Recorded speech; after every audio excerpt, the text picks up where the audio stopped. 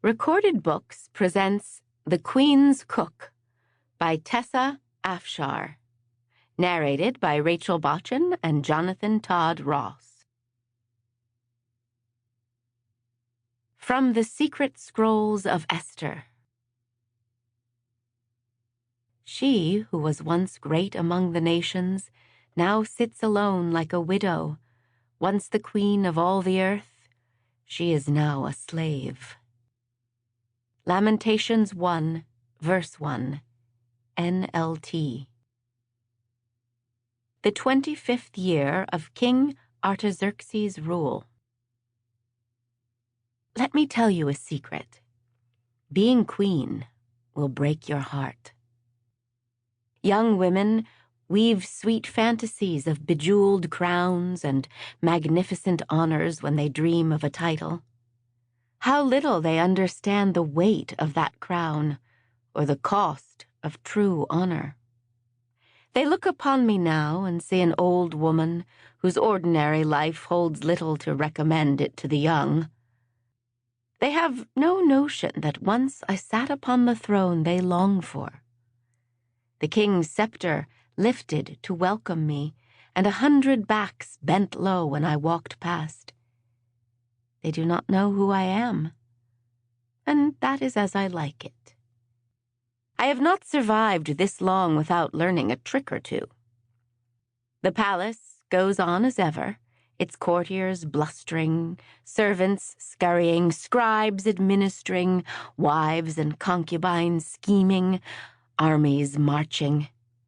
The empire grinds slowly forward as if the blood of the king I loved was never spilled by covetous hands. Kings are replaced as easily as dribbled ink, it seems. His son sits on the throne now. Her son. She gave my king what I never could, a lineage to follow after him. She raised the boy well, I'll give her that. He has been a good monarch, with the steel-hard strength that won his forefathers an empire, tempered with grace enough to make everyone love him. I hope that makes her rest easy in her aristocratic grave. She died clutching the crown she always longed for, while I sit in my simple house, my head bare save for a modest veil. Esther is gone. I am Hadassah again. There is a peace that comes when you lose everything. Once I wielded the power of an empire to save my people.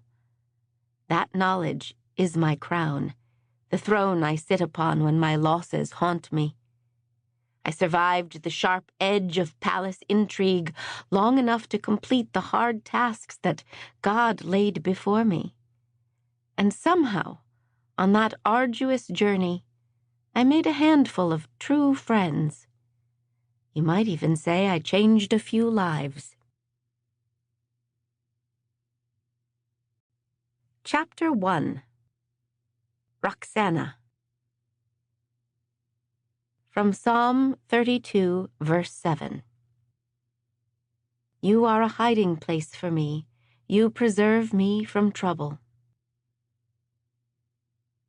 33 years earlier, the 12th year of King Xerxes' rule, the 10th day of spring. Sunsets had a lot in common with cats if you lived in Lord Frovertish's house. Roxannah never knew what they might drag in. This one had wrenched in the mangled corpse of her hopes for the evening. She threw a hasty look at the door before scrambling inside the half-empty linen chest, her legs folding at an awkward angle in the cramped space. For once, her petite frame proved an advantage as she wedged her body inside the musty confines and pulled the lid closed over her head.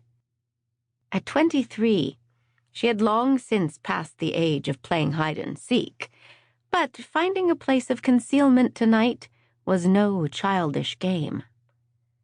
The sound of heavy footsteps penetrated the smothering darkness of her hiding place. Her mouth turned dry as the steps reverberated inside the chamber, followed closely by softer footfalls. Sample complete. Ready to continue?